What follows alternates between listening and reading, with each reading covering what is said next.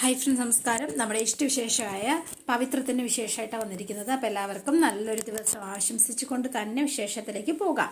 അപ്പോൾ തുടങ്ങുമ്പോൾ തന്നെ കാണുന്നത് നമ്മുടെ വേദയോട് ഇങ്ങനെ അച്ഛൻ തട്ടിക്കയറി സംസാരിച്ചു. എന്നിട്ട് അല്ല, ഇനി ഒരു പ്രാവശ്യം അവസാനിച്ച കേസ് ഇനിയും കുത്തിപ്പൊക്കണം എന്നാണോ പറയുന്നത്? കേസ് അതിൻ്റെ വഴിക്ക് നടന്നോളും പത്മം എന്ന് പറഞ്ഞിട്ട് ശങ്കർ നാരായണൻ അങ്ങോട്ടേക്ക് കയറിപ്പോയി. അല്ല മോളെ, വിക്രത്തിന് ജാമ്യം കിട്ടിയില്ലേ, ഇനി അതങ്ങ് വിട്ടുകള എന്ന് മുത്തശ്ശി പറഞ്ഞപ്പോ ഇല്ല, ഇവരെല്ലാവരും കൂടി എന്നിൽ നിന്ന് എന്തോ മറച്ചു പിടിക്കാൻ ശ്രമിക്കുന്നുണ്ട്. അതെനിക്കറിയണം. അത് വിക്രത്തിന് അടുത്തേക്ക് ചെല്ലുന്നതിന് മുൻപ് എനിക്ക് ആ സത്യം അറിഞ്ഞേ പറ്റൂ എന്ന് പറഞ്ഞ് വേദ വാശി പിടിച്ച് നേരെ പുറത്തേക്ക് ഇറങ്ങി പോവാണ്. അല്ല മോളെ, ഒരു ഗ്ലാസ് ചായയെങ്കിലും കുടിച്ചിട്ട് ആര് പറഞ്ഞതും കൂട്ടാക്കിയില്ല. നേരെ വേദ ഇറങ്ങി. അപ്പൊ ജീനയോട് പോകാം എന്ന് പറഞ്ഞ് വണ്ടി എടുത്ത് അവർ രണ്ടുപേരോട് അങ്ങ് പോയി. അപ്പൊ ശങ്കർ നാരായണൻ മേളിൽ ചെന്നിരുന്നിട്ട് ഇങ്ങനെ ഓരോ കാര്യം ആലോചിക്കുകയാണ്. അപ്പൊ നമ്മുടെ ബാലേട്ടൻ വന്നിട്ട്, ബാലൻ സാറ്, ആ സാറ് വന്നിട്ട് നമ്മുടെ ദർശനെ കാണുന്നുണ്ട്. ദർശനോട് നടന്ന കാര്യങ്ങളൊക്കെ പറഞ്ഞ് നമ്മുടെ വിക്രത്തിന് വേണ്ടിയിട്ട് അപേക്ഷിക്കുകയാണ് ചെയ്യുന്നത് കേട്ടോ. അപ്പം എന്താണെങ്കിലും ഭയങ്കര കരച്ചിലും പിടിച്ചിട്ട് കാലൊക്കെ പിടിച്ച് സംസാരിക്കുകയാണ്. അപ്പൊ ദർശൻ നേരെ കാറിലേക്ക് വന്നു. അപ്പൊ ശങ്കർ നാരായണനും ഉണ്ടായിരുന്നു കേട്ടോ. അല്ല, വല്ലാത്തൊരു കരച്ചിലായിരുന്നല്ലോ. വക്കീലായിരുന്ന കാലം മുതലുള്ള പരിചയ ബാലനായിട്ട് ഒരു കേസിന്റെ കാര്യത്തിന് എന്നെ കാണണമെന്ന് കാണണമെന്ന് പറഞ്ഞുകൊണ്ടാണ് ഞാൻ ദർശന്റെ പേര് സജസ്റ്റ് ചെയ്തത്. ഞാൻ ആ കേസ് ഏറ്റെടുത്തു അങ്കിൾ. എന്താ വിഷയം? അയാളുടെ മോളെ ഒരാള് ക്രൂരമായി ആക്രമിച്ചു, റേപ്പ് ചെയ്തു, കമ്പിപ്പാര ഉപയോഗിച്ച് കയ്യും കാലും തല്ലിയൊടിച്ചു, തലയൂട്ടി തല്ലിപ്പൊളിച്ചു. പിന്നെ ആ റാസ്കൽ, എന്നിട്ട് അത് ചെയ്തവൻ അതേ അവസ്ഥയില് ഇപ്പോ ഹോസ്പിറ്റലുണ്ട്. അവനെ തിരിച്ചങ്ങനെ ചെയ്തതിനാണ് വിക്രത്തെ പോലീസ് അറസ്റ്റ് ചെയ്തത്. ആ പെൺകുട്ടിയോട് അങ്ങനെ ചെയ്തതിന്റെ രോഷമാണ് വിക്രം അന്ന് അവരോട് തീർത്തത്. അതാണ് വേദ കണ്ടത്. അതുകൊണ്ട് തന്നെ അങ്കിൾ, ഞാൻ ഈ കേസ് ഏറ്റെടുക്കുകയാണ് എന്ന് വിദർശൻ തീരുമാനിച്ചു കേട്ടോ. ഞാൻ വിക്രത്തിന് വേണ്ടിയിട്ട് എന്താണെങ്കിലും ഹാജരാവാൻ തീരുമാനിച്ചു. ഈ ഒരു കാര്യത്തിന് വേണ്ടിയിട്ട് വിക്രത്തിന്റെ ഭാഗത്താണ് ശരി. അവനെ പുറത്തിറക്കിയേ പറ്റൂ എന്ന് തീരുമാനിച്ച ദർശൻ വരട്ടെ അങ്കിൾ എന്ന് ചോദിച്ചു. അപ്പൊ ദർശനും എന്താ പറയാ, ഈ പറയുന്ന ശങ്കർ നാരായണനും കൂടി തീരുമാനിച്ചായിരുന്നു നമ്മുടെ വിക്രത്തിന് ജാമ്യം ലഭിച്ചത്. അപ്പൊ അതൊക്കെ ഇങ്ങനെ ആലോചിച്ചുകൊണ്ട് ഇരിക്കായിരുന്നു. പിന്നെ കാണുന്നത് ഇതേ വീട്ടിലാണ്. അപ്പൊ വീട്ടിലേക്ക് നമ്മുടെ വിശ്വം കയറി വരുമ്പം ആരെയും കാണുന്നില്ല.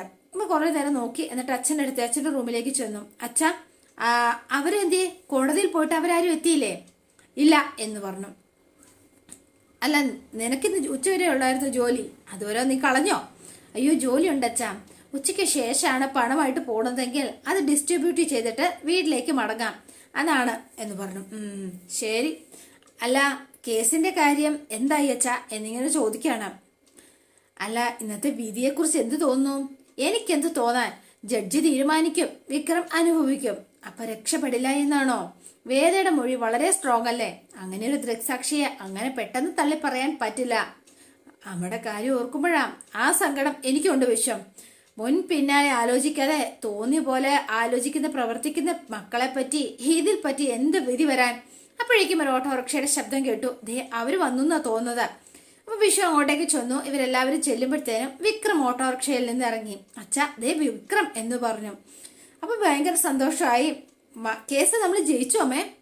ഹോ, എന്റെ വിശ്വേട്ടാ, ആ ദർശൻ വക്കീലിന്റെ ഒരു പെർഫോമൻസ് ഒന്ന് കാണേണ്ടതായിരുന്നു. കഴിഞ്ഞ 2 ദിവസമായിട്ട് ആ വേദയിട്ട് വെള്ളം കുടിപ്പിക്കായിരുന്നു അയാള് എന്ന് പറഞ്ഞു. അല്ല, എനിവേ കൺഗ്രാറ്റ്സ് വിക്രം എന്ന് പറഞ്ഞു വിശ്വം. ഒന്നും സംഭവിക്കാതെ എന്താണെങ്കിലും ഇറങ്ങി പോരാൻ പറ്റിയല്ലോ. മാഷേ, വിക്രം ചെയ്തു എന്ന് പറയുന്നത് അവളുടെ ദേഷ്യം കൊണ്ടും പക കൊണ്ടുമാണെന്ന് ദർശൻ കോടതിയിൽ സ്ഥാപിച്ചു. പക്ഷേ ഞാൻ പറഞ്ഞില്ലേ, എന്റെ മകൻ അങ്ങനൊരു ക്രൂരത ചെയ്യാൻ പറ്റില്ലാന്ന്. ആര് പറഞ്ഞു ഞാനത് ചെയ്തിട്ടില്ലാന്ന് എന്ന് ചോദിച്ചു വിക്രം. അപ്പൊ വിക്രത്തിനെ നോക്കുകയാണ് ഇവരെല്ലാവരോട്. അപ്പം വിക്രം ശരിക്കും ഭയങ്കര ഇതായിട്ട് കമല പറയുക, അത് ഞാൻ ചെയ്തത് തന്നെയാണ്. പ്രത്യേക ഒരു സാഹചര്യത്തിൽ എനിക്കത് ചെയ്യേണ്ടി വന്നത് തന്നെയാണ്. ഞാൻ അത് ചെയ്തത് തന്നെയാണ് എന്ന് സംഭവിച്ചു. അത് നേരിട്ട് കണ്ടത് തന്നെയാ വേദ. അത് അവൾ കോടതിയിൽ പറഞ്ഞു എന്ന് മാത്രം, അല്ലാതെ അവൾ ഒരു തെറ്റും ചെയ്തിട്ടില്ല എന്ന് വിക്രം. കോടതി എന്ത് വിധിക്കുന്നു അത് അനുഭവിക്കാം എന്ന് വിചാരിച്ചു.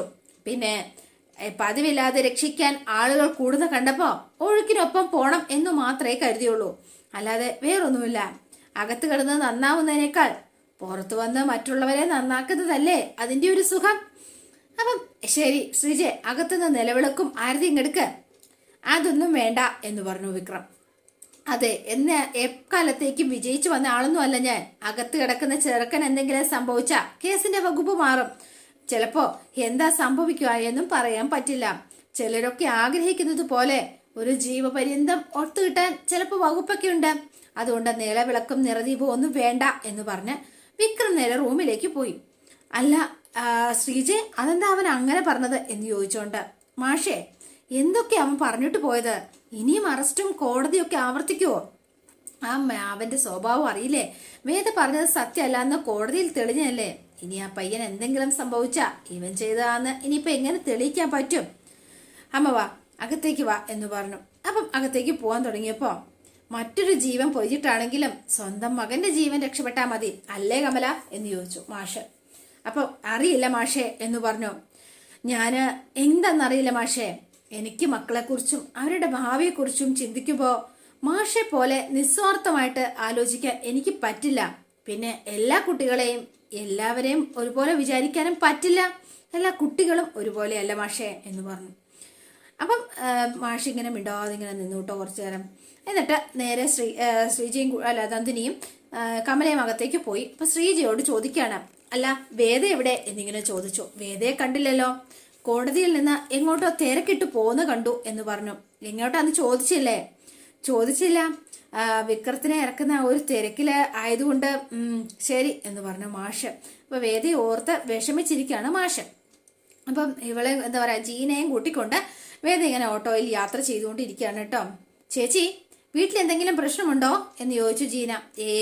ഒരു പ്രശ്നമില്ല ജീന, കുഴപ്പമൊന്നുമില്ല എന്ന് പറഞ്ഞു. അപ്പം ഇവരിങ്ങനെ തുടർന്ന് പോയിക്കൊണ്ടിരിക്കുന്ന സമയത്ത് നമ്മുടെ അഭിലാഷും ഗുണ്ടകളും ഇവരെ കാത്തു നിൽക്കുകയാണ് കേട്ടോ. അപ്പോൾ ഒരുത്തൻ അവിടെ നോക്കി നിൽപ്പുണ്ടായിരുന്നു. അവര് വരുന്നുണ്ട്. ശരിക്കും അവര് വരുമ്പോഴത്തേനും നീ ചെന്ന് ഞാൻ വണ്ടി കണ്ട് നിർത്തും, കേറ്റി ചാക്കിലിട്ട് അകത്ത് പൂട്ടിയിട്ടേക്കണം, മനസ്സിലായോ? ഏറ്റു എന്ന് പറഞ്ഞ ഇവന്മാര് വണ്ടി കാത്തു നിൽക്കുകയാണ്. അപ്പൊ ജീനയുടെ വണ്ടി വന്നു. ഇവന്മാര് വണ്ടി കൊണ്ട് വട്ടം നിർത്തിയിട്ട് വേദിനെ വലിച്ചിറക്കണം. അയ്യോ, ആരാ ആ കുട്ടിയെ വിട് എന്ന് പറഞ്ഞ് ജീനയും കയറി പിടിക്കുന്നുണ്ട് കേട്ടോ. ജീന രക്ഷിക്കുക എന്ന് പറഞ്ഞുകൊണ്ട് വേദ. പക്ഷേങ്കില് ഇവന്മാര് ജീനയെ തള്ളിയിട്ടിട്ട് വേദയും കൊണ്ട് അങ്ങോട്ടേക്ക് പോവാണ് കേട്ടോ. ജീന അപ്പൊ കുറെ പുറകെ ഓടിയെങ്കിലും പക്ഷെ വേദയെ രക്ഷിക്കാൻ പറ്റിയില്ല. പിന്നെ കാണുന്നത് നമ്മുടെ നന്ദിനിയാണ്. നന്ദിനി ഭയങ്കര ദേഷ്യത്തിൽ വേദയുടെ ഡ്രസ്സെല്ലാം ബാഗിൽ പാക്ക് ചെയ്യാണ്. വീട് എന്ന് പറഞ്ഞിട്ട് കേൾക്കുന്നതേ ഇല്ല. ശ്രീജ പറഞ്ഞു ചെയ്യരുതെന്ന് പറഞ്ഞിട്ടും നന്ദിനി വീണ്ടും വീണ്ടും അത് തന്നെ ചെയ്തുകൊണ്ടിരിക്കുകയാണ്. അപ്പൊ ഇവിടെ നിന്ന് വിക്രത്തിനെ വിളിച്ചു കമല. വിക്രത്തെ വിളിച്ച്, എന്താ അയ്യോ ഉണ്ണിവാവയ്ക്ക് തലയിൽ എണ്ണ തേച്ച് കുളിപ്പിക്കാൻ പോവാണോ എന്നിങ്ങനെ ചോദിച്ചു. പിന്നല്ലാതെ വിക്രം, നീ അതൊക്കെ വിട്ടുകളാ, നീ ഒന്നും ചിന്തിക്കണ്ട, ഇനി ഒരു കുഴപ്പവും ഉണ്ടാവില്ല. നീ സമാധാനമായിട്ട് ചെന്ന് ഒന്ന് തല തണുക്കെ കുളിച്ച എല്ലാം ശരിയായിക്കോളും. ഈ സമയത്താണ് നന്ദിനി ആ ബാഗ് എടുത്ത് പുറത്തേക്ക് എറിയുന്നത്. എന്റെ പൊന്നനിയ, എനിക്കിത് പൊറുക്കാൻ പറ്റത്തില്ല എന്ന് പറഞ്ഞു നന്ദിനി. അച്ഛൻ എന്നോട് പൊറുക്കണം, ഇത് വേദയുടെ ബാഗാ, അവൾ ഇനി ഇവിടെ നിൽക്കണ്ട എന്നാണ് നന്ദിനിയുടെ അഭിപ്രായം. ഇവിടെയുള്ള പലരും പല കാലത്ത് അവളായുടെ പറഞ്ഞതായിരുന്നു ഇറങ്ങിപ്പോവാൻ. അപ്പോഴൊക്കെ പലരെയും ചാക്കിട്ട് പിടിച്ചും സ്വാധീനിച്ചും അവൾ ഇവിടെ നിന്നു. പക്ഷെ അവളുടെ ആത്യന്തിക ലക്ഷ്യം എന്താന്ന് എല്ലാവർക്കും മനസ്സിലായല്ലോ. അതുകൊണ്ട് ഇനി ഇവിടെ നിർത്തിയാൽ നാളെ നമ്മുടെ വിക്രത്തിന്റെ ജീവന് തന്നെ ആപത്താകും. ജീവിച്ചിരിക്കുമ്പോ അത് അമ്മ കണ്ട് സങ്കടപ്പെടുന്നത് എനിക്ക് സഹിക്കില്ല എന്ന് പറഞ്ഞു നന്ദിനി. അപ്പൊ മാഷ അങ്ങോട്ടേക്ക് എണീറ്റ് ചെന്നു. ഓഹോ നന്ദിനി, അപ്പോ എന്റെ രണ്ടാമത്തെ ആള് ഈ വീട്ടിലെ പ്രശ്നം എന്താണെന്ന് കണ്ടെത്തി കഴിഞ്ഞു അല്ലേ നന്ദിനി എന്ന് ചോദിച്ചു. അപ്പം ഇവരിങ്ങനെ എല്ലാവരും നിപ്പുണ്ട്. ശ്രീജിയും വിഷുവും ഒക്കെ നിപ്പുണ്ട്. ഇനി അത് നടപ്പിലാക്കേണ്ടത് നീയല്ല, ഈ വീട്ടിന്റെ നാഥയായ എന്റെ ഭാര്യ കമലയാണ് നടപ്പാക്കേണ്ടത്. എന്താ ശരിയല്ലേ? അപ്പം കമല മിണ്ടാതെ നിൽക്കുകയാണ്. കമലേ, നീ പറ, ഇത്രയും കാലം ഈ വീട്ടിലെ എല്ലാ കാര്യങ്ങളും നിന്റെ തീരുമാനപ്രകാരവും നിശ്ചയപ്രകാരവുമായിരുന്നു നടന്നു വന്നത്. ഇനി മുതൽ ഈ വീടിന്റെ ഭരണം നീ നന്ദിനിയെ ഏൽപ്പിച്ചോ എന്ന് ചോദിച്ചു. അല്ല മാഷേ, അത് എന്ന് പറഞ്ഞു. ചോദിച്ചതിന് ഉത്തരം പറയണം. അല്ല മാഷേ, ഇവിടെ എല്ലാവരും കൂടി അല്ലേ മാഷേ കാര്യങ്ങൾ തീരുമാനിക്കുന്നത്? ആണോ? എങ്ങനെ? അങ്ങനാണെങ്കിൽ എല്ലാവരും കൂടി വേദയുടെ ബാഗ് എടുത്ത് പുറത്തിറങ്ങണം എന്ന് തീരുമാനിച്ചിരുന്നോ എന്ന് ചോദിച്ചു. നന്ദിനി, ഉവ്വ, ചോദിച്ചു കേട്ടില്ലേ അച്ഛാ, അത് നമ്മുടെ വിക്രത്തിന് നേരെ ഞാൻ ചോദിച്ചതിന് മാത്രം മറുപടി പറഞ്ഞാൽ മതി എന്ന് പറഞ്ഞു. ഇല്ല എന്ന് പറഞ്ഞു. മക്കൾക്ക് തെറ്റ് ചെയ്യും, പക്ഷെ ആരെങ്കിലും അവരെ പുറത്താക്കാറുണ്ടോ പറ? ഇല്ല എന്ന് പറഞ്ഞു. വിക്രം ചെയ്ത തെറ്റിന് ഇന്ന് വരെ ഞാൻ ഈ വീട്ടിൽ നിന്ന് അവനെ പുറത്താക്കിയിട്ടുണ്ടോ? ദേഷ്യം വരുമ്പോൾ ഞാൻ എന്തെങ്കിലും പറയുമെങ്കിലും എന്താ വിശ്വം, നീ ജോലിക്ക് പോകാതെ ഇരിക്കുന്നതിന് ഞാൻ നിന്നെ പുറത്താക്കിയിട്ടുണ്ടോ എന്ന് ചോദിച്ചു. അപ്പൊ വിശ്വം പറഞ്ഞു ഇല്ലാച്ച എന്ന് പറഞ്ഞു. പിന്നെ നിന്നോട് എതിർ പറഞ്ഞതിന് അല്ലെങ്കിൽ നിന്റെ മകനെതിരെ അവൾ കണ്ട ഒരു സത്യം പറഞ്ഞതിന് അവളെ പുറത്താക്കാൻ തുടങ്ങിയോ കമല? നീ നിന്റെ മകൻ ഒരാളെ നിഷ്കരണം തല്ലിയെങ്കിൽ അതിനു പിന്നിൽ ഒരു കാരണമുണ്ടെന്ന് ഉറച്ചു വിശ്വസിക്കുന്ന നിനക്ക് വേദയുടെ പ്രവൃത്തിക്ക് പിന്നിലും ഒരു കാരണമുണ്ടെന്ന് എന്തുകൊണ്ട് നീ ഉറച്ചു വിശ്വസിക്കുന്നില്ല? അപ്പോ വേദവിക്രത്തിനെതിരെ സാക്ഷി പറഞ്ഞത് ശരിയാണെന്നാണോ പറയണത്? ഇവനായി MLAയുടെ മകനെ മരിക്കാറാവുന്നവരെ തല്ലിച്ചതച്ചത് നിയമപ്രകാരം ശരിയാണോ അല്ലയോ? എന്താ നന്ദിനി, നിനക്ക് ഉത്തരമില്ലേ എന്ന് ചോദിച്ചു. അത് പിന്നെ അച്ഛ, നിയമപ്രകാരം അത് തെറ്റാണ് എന്ന് പറഞ്ഞു. പക്ഷെ അച്ഛ അതല്ല, എൻ്റെ എത്തിക്സ് പ്രകാരം അത് ശരിയാണ് എന്ന് പറഞ്ഞു. എനിക്കതിലൊരു പശ്ചാത്താപവുമില്ല. നിനക്ക് പശ്ചാത്താപം ഉണ്ടോ എന്നതോ നീ ചെയ്തത് പവിത്രമായൊരു കാരണമാണോ എന്നല്ല ചോദ്യം. നീ ചെയ്തതിൽ ഒരു കാരണമുണ്ടെന്ന് നിനക്ക് തോന്നുന്നത് കൊണ്ടാണല്ലോ നിനക്ക് ആ പശ്ചാത്താപം ഇല്ലാത്തത്. അതുപോലെ വേദിയുടെ പ്രവൃത്തിയുടെ പിന്നിലും ഒരു കാരണമുണ്ടെന്ന് നിങ്ങൾക്കാർക്കും തോന്നാത്തത് എന്തുകൊണ്ടാണ്? എനിക്ക് അങ്ങനൊരു തോന്നലുണ്ട് എന്ന് പറഞ്ഞു ശ്രീജ. ഒരു കാരണമില്ലാതെ വേദ അങ്ങനെ ഒരു തീരുമാനം എടുക്കുമെന്ന് തോന്നില്ല. അതെ, വിക്രത്തിനെ മനഃപൂർവ്വം ജയിലിലേക്ക് അയക്കാൻ തീരുമാനമെടുത്താന്ന് തോന്നുന്നില്ല എന്ന് വിശ്വവും പറഞ്ഞു. ഇത്രയും പറഞ്ഞിട്ടും അവൾക്ക് ഈ വീട്ടിൽ കഴിയാൻ പറ്റുമോ? അവൾക്കും നമുക്കും അതൊരു നാണക്കേടല്ലേ? എനിക്ക് അങ്ങനെ തോന്നുന്നില്ല നന്ദിനി. നിങ്ങളുടെ കാര്യങ്ങൾ നിങ്ങൾ പറയണം, എനിക്കില്ല എന്ന് പറഞ്ഞു ശ്രീജ. അപ്പൊ വിശ്വവും പറഞ്ഞു എനിക്കും ഇല്ല എന്ന്. എനിക്ക് പക്ഷെ അങ്ങനല്ല എന്ന് വിക്രം പറഞ്ഞപ്പോ ഈ വിഷയത്തിൽ നിനക്ക് അഭിപ്രായം പറയാൻ അവകാശമില്ല. കാരണം ഈ എല്ലാം വരുത്തി വെച്ചത് നീ ഒരുത്തൻ മാത്രമാണ് എന്നുള്ളതാ സത്യം. കമല എന്തു പറയുന്നു എന്ന് ചോദിച്ചു. അവളെ പുറത്താക്കണം എന്നാണോ കമലയുടെയും അഭിപ്രായം? കമല പെട്ടു. കമല ഇങ്ങനെ പഴയ കാര്യങ്ങളൊക്കെ ഇങ്ങനെ ആലോചിച്ചിങ്ങനെ ഇരിക്കുകയാണ്. ശ്രീജയ്, അവളുടെ ബാഗ് എടുത്ത് അകത്ത് വയ്ക്കുക എന്ന് പറഞ്ഞു. അപ്പം നന്ദിനി ആകെ ഷോക്കായി പോയി കേട്ടോ. അമ്മേ, അത് പിന്നെ വേണ്ട, വീട്ടിലെ മുതിർന്നവരായ ഞങ്ങളുള്ളപ്പോ ഇവിടെ ഏത് സമയത്ത് എന്ത് സമയത്ത് തീരുമാനമെടുക്കണമെന്ന് ഞങ്ങൾ തീരുമാനിച്ചോളാം, അതിൽ നീ ഇടപെടണ്ട എന്ന് നന്ദിനിയോട് പറഞ്ഞു.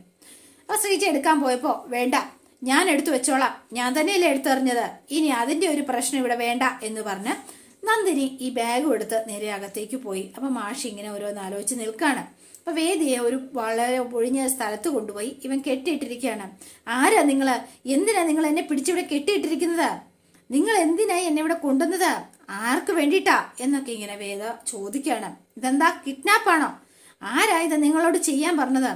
അപ്പൊ ഈ അഭിലാഷും കൂട്ടരും അവന്മാരെല്ലാം നിന്ന് ഇങ്ങനെ ചിരിച്ചുകൊണ്ട് നിൽക്കുകയാണ് കേട്ടോ. അതോടെയാണ് ഇന്നത്തെ വിശേഷം അവസാനിക്കുന്നത്. നാളത്തെ വിശേഷം ഇതിലും ഗംഭീരമാണ്. അപ്പൊ എല്ലാവരും വെയിറ്റ് ചെയ്യുക. ഇഷ്ടപ്പെട്ടുവെങ്കിൽ ലൈക്ക് ചെയ്യാനും ഷെയർ ചെയ്യാനും മറക്കില്ലേ. തൊട്ടടുത്ത ബെൽ ബട്ടൺ കൂടെ ഒന്ന് ഞെക്കുകയാണെങ്കിൽ ഞാൻ ഇടുമ്പോൾ തന്നെ നോട്ടിഫിക്കേഷൻ ലഭിക്കുന്നതായിരിക്കും. പുതുപുത്ത വിശേഷമായിട്ട് എത്താം. Bye and see you. Okay.